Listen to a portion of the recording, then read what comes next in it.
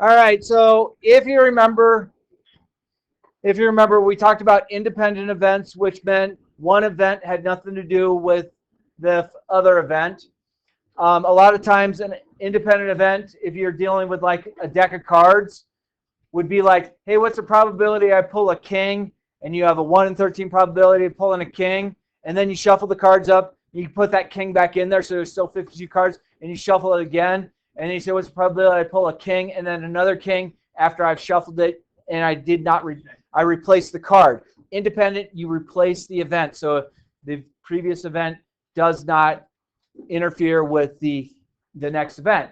But these were dependent events where we are not replacing, and a lot of times we're not replacing a card. Okay, cards are the easiest thing to talk about independent events. So this one says you select 2 cards randomly from a standard 52 playing cards. Find each. Okay, so these are, in this event, these are going to be dependent. Okay, meaning I am not replacing. Okay, meaning I didn't pull a card, put it back in, reshuffle it. So if you want to know the probability of pulling a king and a king, okay, so you have a 4 out of 52 chance that you pull the first king, and then you have a 3 out of 51 chance that you pull a second. And if you multiply those together, it'll give you a decimal. Whatever your decimal answer is, if you multiply by 100, that would get you the percent chance that you would pull a king and a king out of a deck of cards. Okay, that's very much part of the whole counting process of counting cards. And I do have a small activity that we will do. It's going to be the largest. It's going to be the largest blackjack game with multi-decks. I'm going to show you how to count cards, and we can do it as a whole class. Deal? But I'll show you that in a little bit. All right. Problem number 2 says, what is the probability that both cards are red? Probability red and red. No replacement. So I have 26 out of 52 times 25 out of 51. Whatever that answer is some decimal. If you multiply by 100, it'll get you the percent chance that you pull a red and a red. So either a heart or a diamond. Those are the red cards in a deck. Make sense so far? Number 3. So we want to know the probability the first card will be an ace and the second card will be a king. Okay, so we have 4 out of 52 because there's 4 aces in the deck, times how many kings are in a deck? 4. So times 4 out of 51. So that'll get you a decimal. If you multiply that by 100, that will get you the percent. Okay, make sense? And then don't worry about number 4, but then let's take a look at number 5. Okay, so this says you have 6 red and 4 green. These are marbles.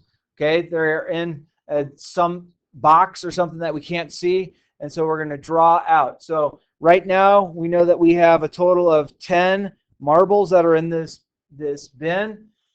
Okay, we're going to select 3 marbles randomly. Okay, 3 marbles randomly. So what's the probability I get a green, and a green without replacement? How many greens are in this box so far? 4. So I have a 4 in 10 chance of pulling a green. Okay, if the first marble is a green, how many green marbles are left? 3. How many actual marbles are left? 9. And then if my first was a green, my second one was a green, how many greens are left in this box? 2, and 2 out of 8. And so if you multiply this all together, and then whatever this decimal is, you multiply by 100, and that'll get you the percent chance that you have of pulling a green, and a green without replacement. So can you see how the probability changes because I didn't replace it? It's just sitting there. All right. Number 6, what's the probability that they are all red? So probability of red, red, and red. Okay, there are 6 reds out of 10. times 5 reds out of 9 times 4 reds out of 8. We multiply that together, get the decimal. Multiply that decimal by 100. You get the percent chance that you get red, red, red. That's decimal, not December. But it is December as well. All right. Let's see. Red, then green, then red. Okay? Red, then green, then red. Probability of red, green, red. It actually, the order doesn't matter in this case. But we do have, we have 6 red out of 10 times 4 out of 9 times 5 out of 8. The reason why order doesn't matter on this one, this could be any combination of red, red, green, or green, red, red, or red, green, red. The numerator just changes. So this 6 could be here, this 4 could be here, things like that. All of those could take place. You multiply all those together, you're going to get a decimal. You multiply that decimal by 100, that would give you your percent chance that it takes place. Okay? And then number 8, probability all red or all green. Okay? This is a little trickier one.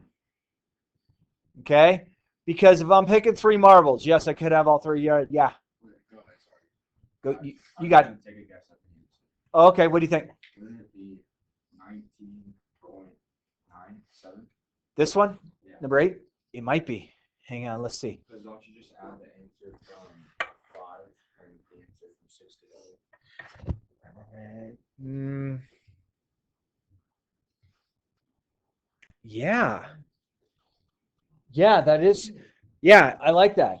Because basically, our combination group could look like this.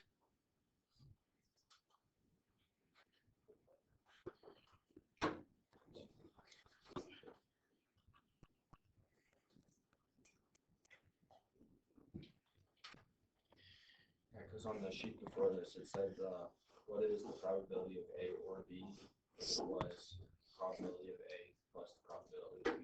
Okay, so probability of A and probability of B taking place. So it's the answer to 6 plus the answer to 7. Or the answer of 5 plus the answer of 6. Oh, answer of 5 and 6. Thanks. Answer of 5 and answer of 6. Yeah, that's exactly how to do that. Good deal. And it has to do with, like, I don't have that RRG. That's not a complete list. We could go and list them all out, which becomes kind of boring and tedious. So that takes place. Cool. All right. Let's move down the list a little bit.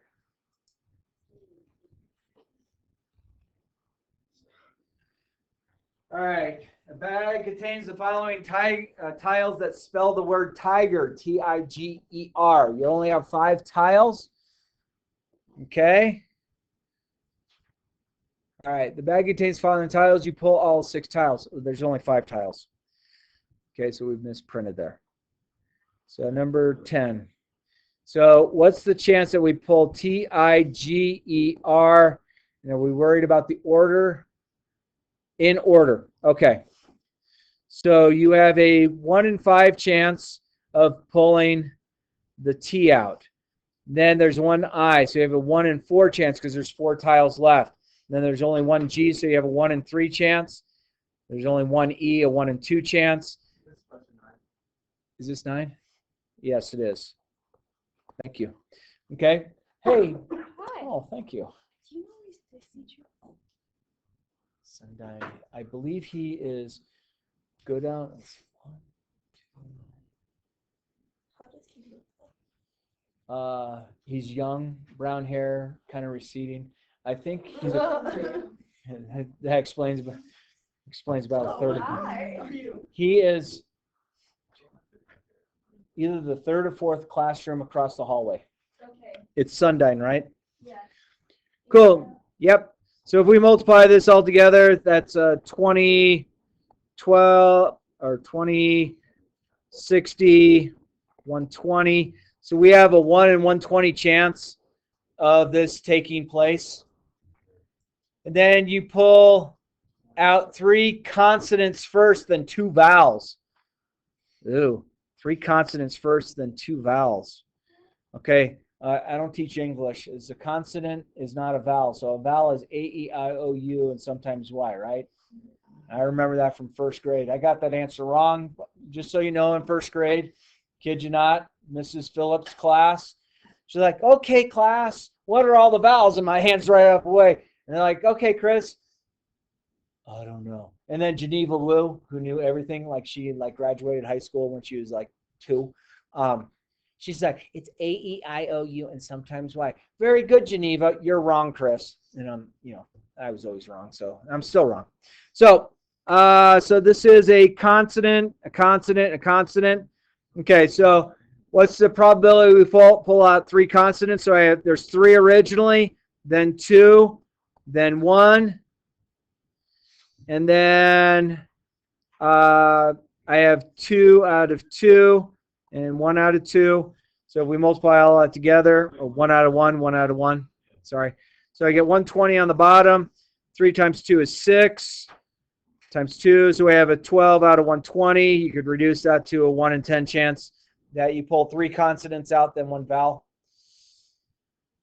And number 11, aardvark. That's really how you spell aardvark? Okay, I'll go with that.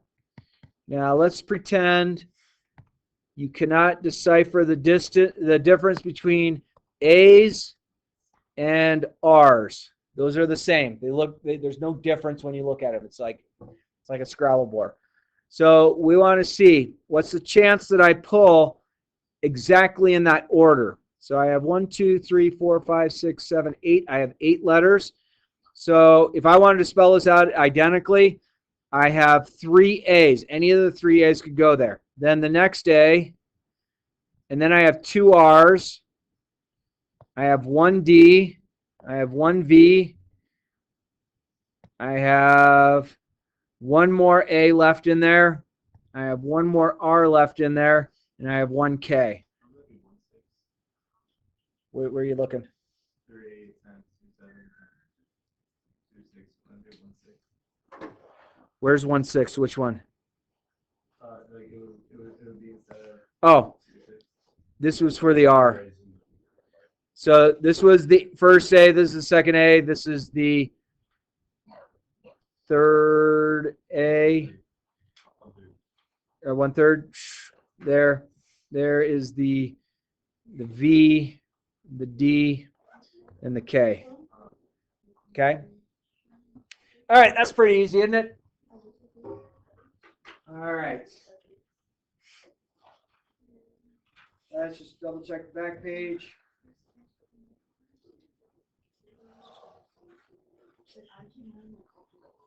All right. You know what? I think I'm good. You guys ready to learn how to count cards real quick? Okay.